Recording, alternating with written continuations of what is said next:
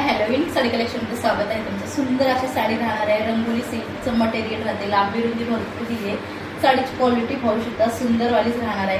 लेस border पण खूप सुंदर कॉम्बिनेशन केलंय। हा व्हाईट कलर हा एका सिंगल कलर अवेलेबल राहणार आहे।